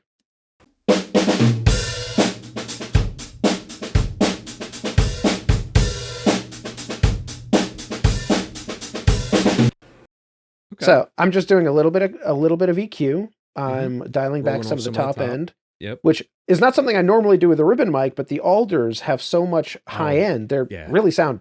And that's not a criticism, by the way. That's awesome that they have a lot of high end. And I just wanted to roll off a little bit because it was a little too sizzly. And Mhm. I'm doing some compression. I feel the same on that. Yep.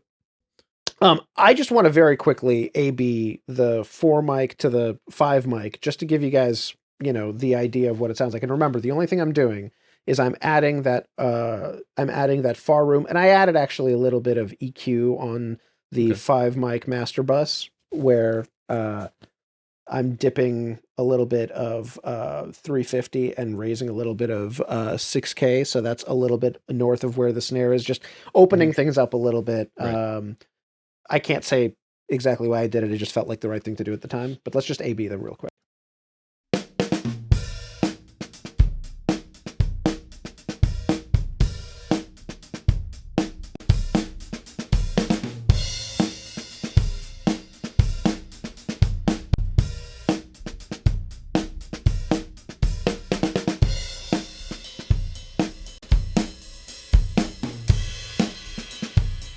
So funny enough, it's similar to the idea that you had where, okay, I want to add a little bit of that room. Mhm. You did it with Ocean Way Right. at 4 mics, and I did it by adding a real room mic The at room mic, 5 right. because again, I wanted a little bit more depth. And I think it's more subtle in the way that I'm doing it because Mhm. again, I think I'm going for like a little bit of a tighter sound. Right, right. Um, but to me, that room mic really adds a lot of depth and it Mhm. adds a lot of liveliness. Mhm. And it's subtle.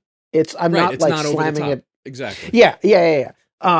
Because again, I'm doing this whole primer thing for me was I'm going to do what I would do with this amount of Right, microphones. right, So I'm not necessarily suggesting this is the best way to use 5 mics. For me, like if I was in that situation, this is how I would use five right. mics. Um, Moving right along, we're going to go to 8 microphones. And this is, I know I said that I felt like I stopped compromising at 3. 8 is where I really felt like, okay, now we're totally good. The thing that I had been feeling up until this point was missing was the Tom Direct sounds. As soon as Right. I got the kick and snare direct mics in there, and I started getting that punch and that immediacy from those microphones, that Mhm. that immediacy of being like an inch away from the resonating head, Right, it became very apparent that the other two skin drums, the toms, right. were sounding farther away and roomier and didn't Right, have and that that's same that's why I immediacy. like the worst mic because that was kinda getting that closeness and that Right. immediacy of all the different shells, whereas, Yeah. using, like, the overheads to kinda get it, you kinda got an overall drum sound, but you didn't have that right in your face sound, so yep. Right, exactly, exactly. So at 8 mics, what I've done here, and I've changed up a little bit from the 5 mics. So at 8 mics, I've got my kick out, my bee's knees. I've got my snare top still. I've got my Glyn Johns overheads. That hasn't changed. Mhm, Because I now have 4 more inputs, I'm using the toms. So 2 more inputs for the toms. We have a rack mhm. tom and a floor tom. And now I had 2 more inputs that I could have used for room mic. So I could have just said, I'm gonna do 7 mics and just kept that alder. Mhm. But instead what I ended up doing was the sphere mic set on an angle in front of the set parallel to the drum set in front of it. I used that as a stereo room mic. And this is the great thing. I won't ever stop recommending Mhm. people looking at the L22 sphere, now the Universal Audio Sphere, because if you turn it on its side, you can use it as a stereo pair of room mics Right. that are just picking up reflections off the sides of the rooms. So imagine the microphone, like if I'm the drummer and this is the mic, we rotate it so that it's picking up this way and this way instead of Right, so if it picking was a up this way. figure 8, basically the drum set is in the null point of the figure 8, and you're Right, kinda exactly, getting exactly, left and right exactly. and not hearing behind and in front of the kit. Right, exactly. And the reason I didn't, I could have also added like hi-hat direct or ride mic direct, but I didn't want to do that because unless I was able to add them both, Right. which I could have done with 8 if I didn't use a room mic, unless I added them both, it felt, sort of like, okay, well, I'm going to have the direct hat in the Right. verse, but I'm not going to have it in the Mhm. I'm not going to have it in the chorus or the ride cymbal moment. It didn't seem worth it to me, so I wanted to at least keep the cymbals balanced. Right. But check this out. This is what my 8 mic sounds like, and we're going to jump between 8 and 5 for a second.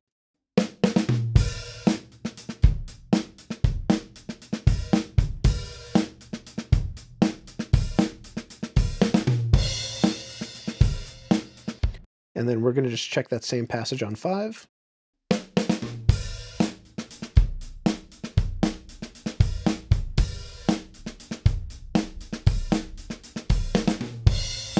So you can tell immediately The there's way width. less of the tom.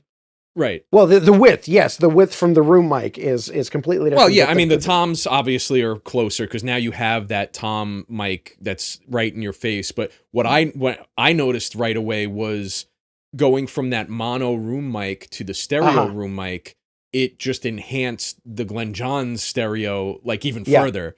Yeah, So yeah. like the In drum set fact, got bigger and let's just closer. listen to the Glenn Johns with the Glenn Johns with the room mic and without it for a second.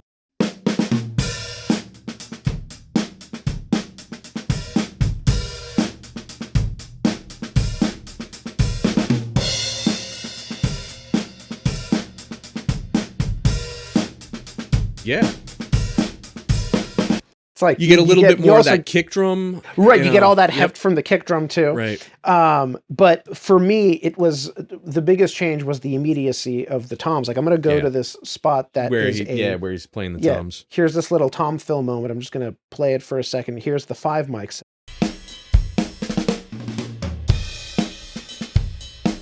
It's cool. You hear it in there. Totally, don't have a problem with it. But then you hear the 8 mic setup with the tom directs.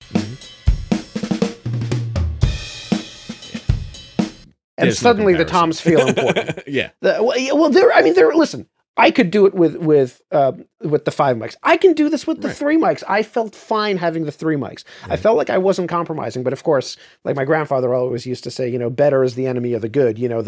Having the tom direct mics obviously sounds better. It gives them the same amount of weight and importance that the kick and the snare mic are getting because they're direct. Yes. So there's my 8 mic setup. Again, minimal processing, what I consider minimal anyway. And then here's my ideal kit. And this was, we had said we're going to go up to 8. And so 8 is sort of where most interfaces that have preamps built in, like the Universal Audio X8P, for example, has 8 preamps built in. There's a number of Focusrite interfaces that have 8 preamps built in. Pick a company that makes interfaces. There's going to be RMI, Fireface. Somewhere. Yeah, they're 8 interfaces, and typically a lot of people when 8 channel interfaces. Typically, when a lot of people like build their first studio or build their first rig, and they're starting to get a little bit more serious about multi-tracking, the first thing that happens is they get an 8 channel interface. Right. So that's why we did the 8 channel, and then after that is the hey, we're in a recording studio and we have. Sky's the limit. Pretty much no limitation. Yeah, like you're in your studio, I'm in my studio. What would I do? Right. In an ideal situation, now that we've put up 32 mics, let's pick our ideal. How many did you So here's mine. I'm going to play it first, and then I want to just briefly talk about it.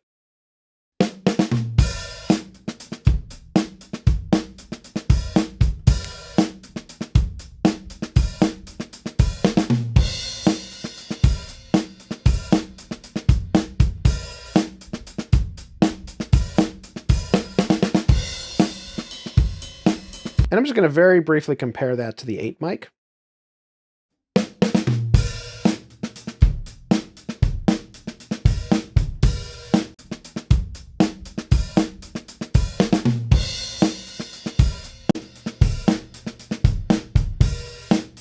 So again, we were talking about immediacy. What happened in my ideal kit? I suddenly get immediacy out of my hi-hat. Hi-hat. There's also immediacy. That's the first thing that I noticed on that, where like the hi-hat and the ride on the 8 mic kind of felt a little more ambient. They weren't like as close. And then I saw it immediately, and you went to that hat and that ride mic where you now had control over that, not only the placement, but of the level of it. Right. And that kind of, it's a subtle difference as far as your 8 and your ideal go, but like I hear the difference of it, but you're talking about now a game of inches rather than, it's not a huge difference, but it is a difference. And it's something that, in the right situation may be what's needed just to make that part, pop forward, especially if you have a drummer that's very articulate on the hat or the ride or something like that. Absolutely. Where those kind of things are really going to make the part that'll make the difference. Absolutely. So just to briefly talk about what's happening here. I've now added, so I've added the hi-hat and the ride cymbal mics. That is huge for me. Like, I really like to lean into my direct hi-hat, direct ride cymbal. I've now added the kick in, that kick in mic that you've been using for a while, whereas I've been using the kick out. And by adding the kick in, I've now also given myself sort of liberty to bring in some triggers as well. So I'm using Mhm. Slate Trigger, and I'm using a couple of triggers that I made myself, and then I think this one is coming from this. I think this is from one of the 1975 Dead Mhm. sample packs. I'm bringing in the snare bottom because I want a little bit more sizzle. I've still got the Glyn Johns overheads because I just fell in love with those. That's probably my biggest takeaway from this whole experience was, oh man, I really got to start doing the Glyn Johns overhead method. Mhm. It's terrific. I've also, so I'm still using that sphere room from the 8 mic Mhm. setup, but I've also added our front of kit AEA R88, which I'm just Mm. going to solo it for a second with the processing on.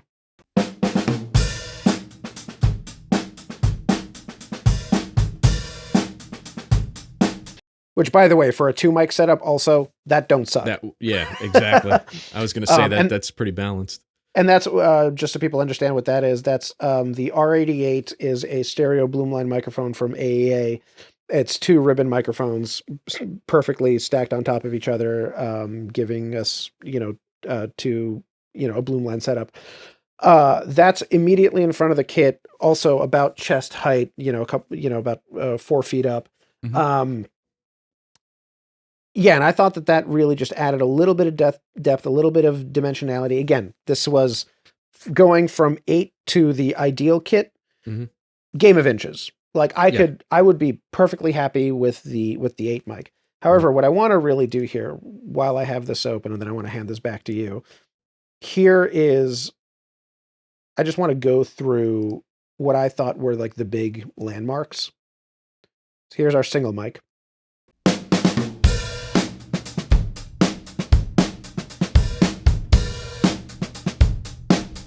And it's crazy how now that we've been adding microphones, we listen back to that and like I immediately go, "Oh man, that's such a wimpy sound now." Right. It's so indirect, it's so unimmediate.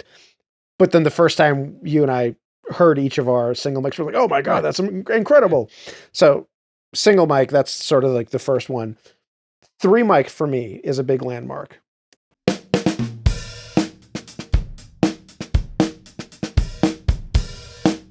In a lot of ways, I'm done. Like Right. that's absolutely terrific. Mhm. I would say the next big one for me was the 8 mic. Mhm.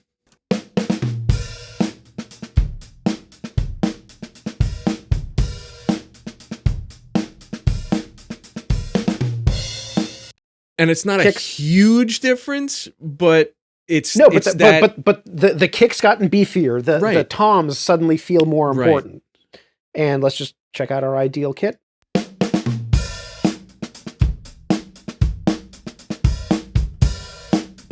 Yep. I'm at a point where like I'm getting the depth and I know that I have the flexibility to do whatever I want. Right. I think I probably could have mixed this a little bit more night and day so that when you get to Yeah, the but ideal kit, like, I'm really abusing some of those mics more. But again, the point of this was like, if I got this out of a rough mix, mhm. I would be over the moon. And just to quickly Right. go through it, I'm going to, if you guys keep an eye on what's getting soloed, we're going to start with the single mic. I'm just going to blow through them really quick.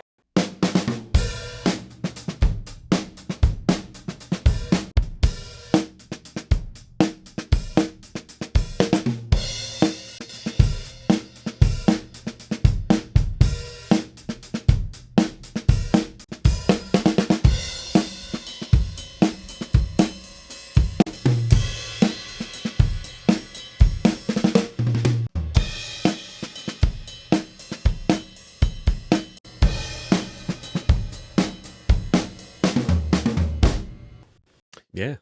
I mean, there you have it. And again, but to me, big takeaway from this is I'm completely happy with 3.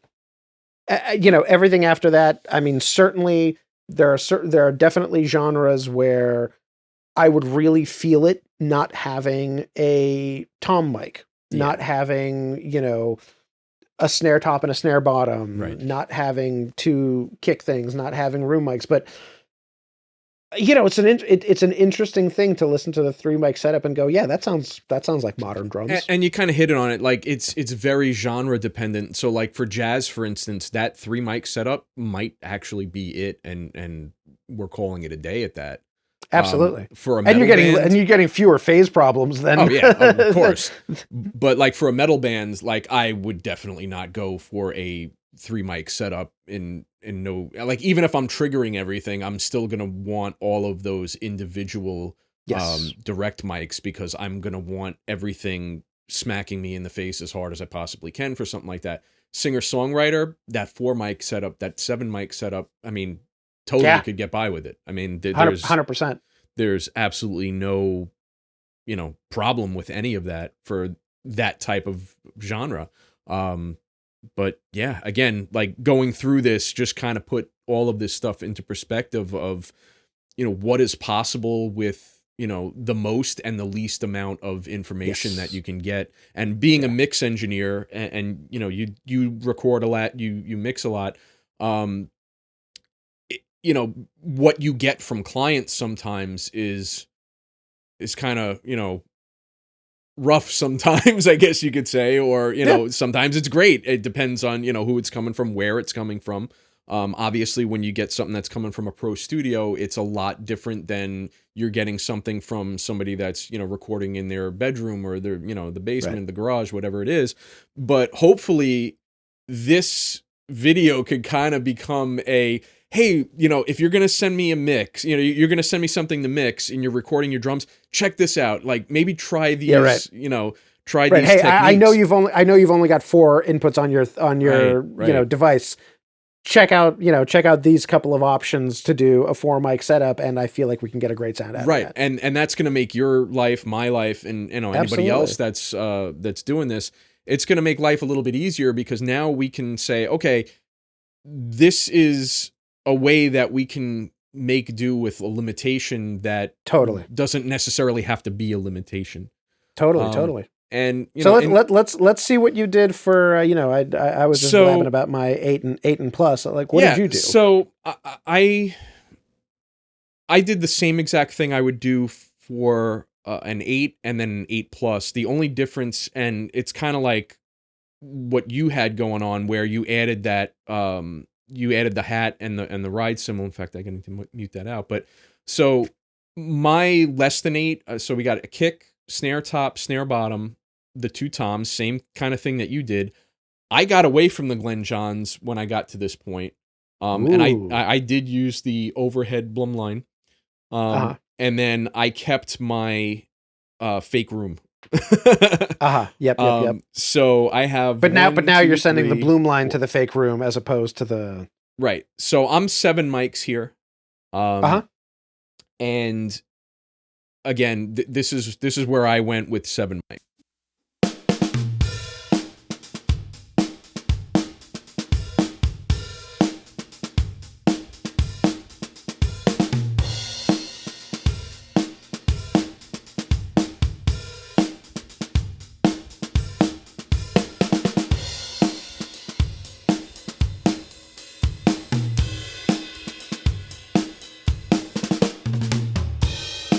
So again, kind of similar And to where you've got the Tom Directs in there now too. I have the Tom Directs in Yeah, there. They're that sounds not great. quite as forward. I probably would bring these up a little bit more once all the other instruments get in there, but it's kind of hard to tell. No, But you finally got that immediacy right, that I think the exactly. Toms have been missing out of the earlier earlier mixes. And the same thing that you did, adding that hat and ride back in, it was, again, the immediacy of having that hat and that ride and the closeness of it. Yep. I added in the sub kick for my ideal kind of thing. And I also you like that thing. So to be clear, what we just heard was your eight that was mic, 7. and now It was 7 mic. 7 mic. Yeah. So right. 7 to 8. And now what you're giving us, what we're about to hear, is your ideal setup, which includes the sub kick. And is that the worst mic coming back? Yeah. So I went completely off script as far as what I normally would do on here. I was Great. having so much fun just like playing around with some stuff, and I was just like, what could I come up with that's just like I normally wouldn't be doing this, and this is where this is where I came up and ended up for whatever reason.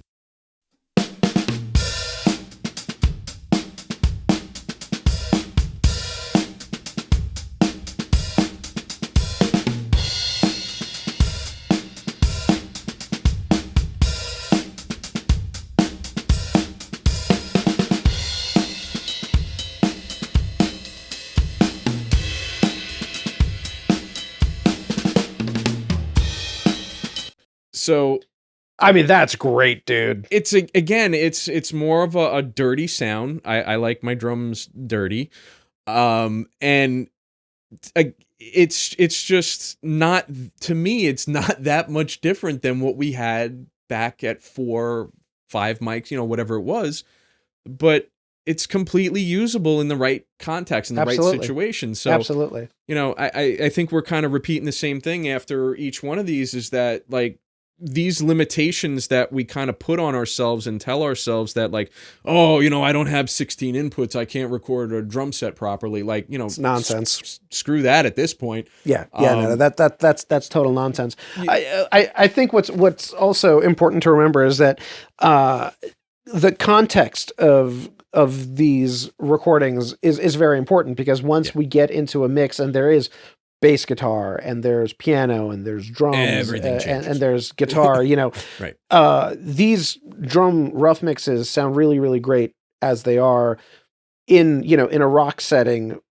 When you solo the drums in a mix, they might sound completely different, because you might actually have like way more of the, like for my stuff, you might have more of the room, or Mhm. I might really be relying on those direct hat and ride cymbal microphones. So Right. it's tough to tell. And that's one of the reasons that I think putting up more mics typically for me is great, because it gives me all of this flexibility. However, I think what we found is that we, with as few as 3 microphones and probably some processing, Mhm.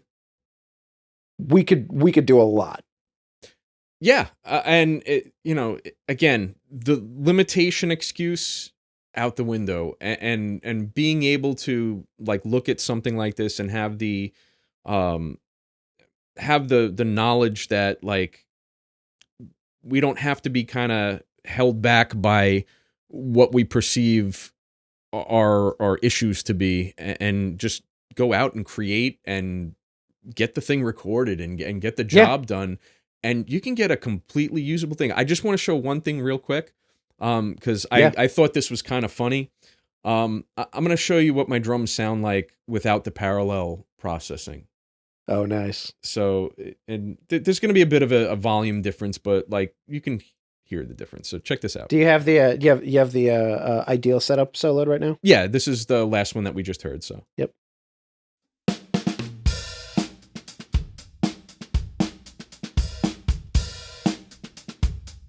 I put them back in.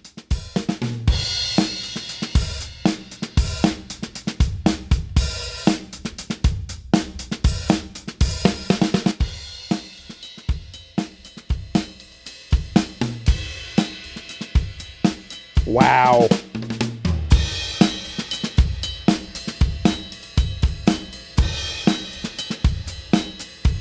So all of that room sound is actually coming from the parallel for the most part. I mean, it's there. Yeah, right. It's pulling it out. Yeah, It's pulling it out more. And that's another thing that a lot of people kind of miss out on, is that even when you're using sample drums, which I've found that some of the better sample drums, a lot of the stuff that Slate's putting out, your Superior Drummer stuff, a lot of the stuff from Native Instruments, they're samples, but they were still recorded in an environment. They were still recorded in a room, and Oh, most of absolutely. the time they were recorded in a great room, which makes it even Oh, yeah. better.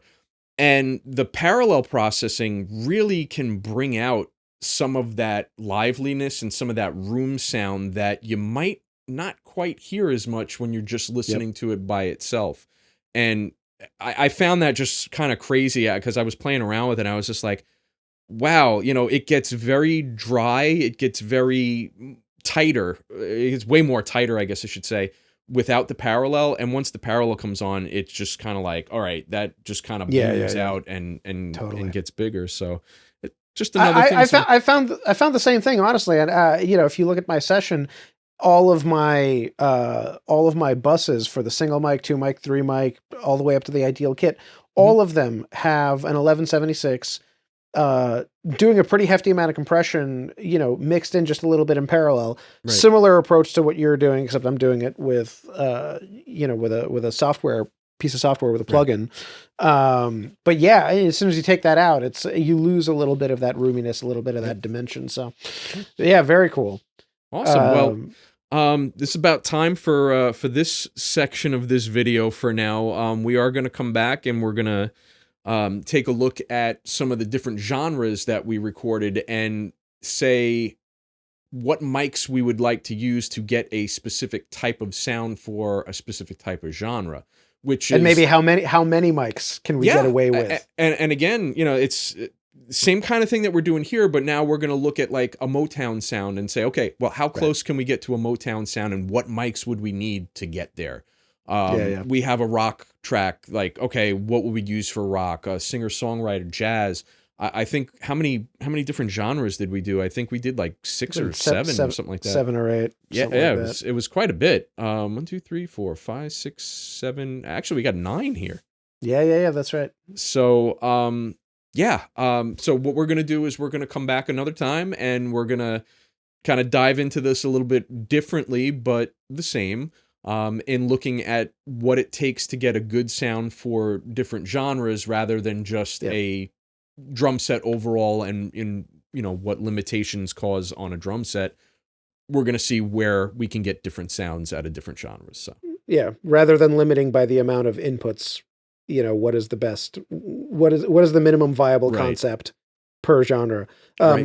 Yeah, man, this was a lot of fun. This was a lot of fun. I'd never done Glyn Johns before, and now it's all I want to record drums with. I'm broken. I gotta say, man, up until the end there, I was stuck on it too. And the only reason that I stopped using it for the last one, and my screen's still up here, so that's my overheads on the last setup. Very interesting. I got rid of everything, and it literally.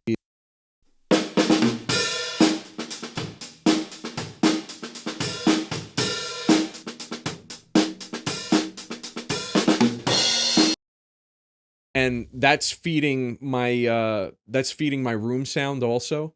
Right. My room sound, I'm not getting like a lot of bottom end, which, when you use a room mic, a lot of the bottom end can cause a lot of mud. Yep. Because bottom end and reverb are like mortal enemies. Well, reverb produces a lot of bottom end typically. And you kind of get into this mud situation. So like filtering it out before you hit the reverb, hey, there you go. But yeah, I mean, like the Glyn Johns thing was so eye-opening and such a revelation that, like, yeah, I'm probably going to wind up starting to use that as well in certain situations. Telling you, I got a band in this weekend. I'm going to do Glyn Johns on the overheads. I can't wait to hear it because I'm excited for the next part of this too, because I'm really stoked to see how far we can take. How many mics we can get away with on some of these genres. I think for rock, my prediction is that for rock, I'm going to want a little bit more, but for everything else, Motown, 3 mics. 3 mics. 3 mics. Yep. Yeah. I'm in the same mode. Dude, honestly, like jazz, the jazz brushes, the jazz sticks, singer-songwriter, the ballads. 4 mics. I bet you I can nail it in 4 mics. Maybe that's a good. Who can do it better with less? That's right. Yeah, it'll be a little friendly competition. Nice, there we go. Before we go, I do just want to give a special shout out to Kenny Shaw, the drummer who played all of the grooves for us and who really helped us get all these things down, and who actually also suggested a couple of the genres that we're going to be looking at. I'm going to link him in the I'm going to link him in the description if anybody needs him for session recording or anything. You can hit Mikhail up, you can hit me up, whatever. Yep. if you need a session drummer and you need stuff recorded, you can hit us both up, and we are available for recording sessions remotely or in person. Or in person. Yeah, that's Yep. right. Yeah, you're in Long Island, I'm in Connecticut. Let's make some music, guys. Yeah, and But yeah, you Kenny's travel incredible. all over the country to record too. Well, so yeah, that's right. Yeah, that's definitely right. I'll get on a plane. Let's go wherever. But yeah, Kenny's incredible, and I just want to, special thanks, and just want to give him a little shout out because we've been listening to him play this entire time. Yeah, absolutely. So, I do. Thank you so much for coming on and doing this with me. I mean, oh man, this was so much fun. Thanks for having me, and thanks for doing this. It's been quite a learning experience. So. Oh yeah. All right. Excellent. All right, man. Till next time.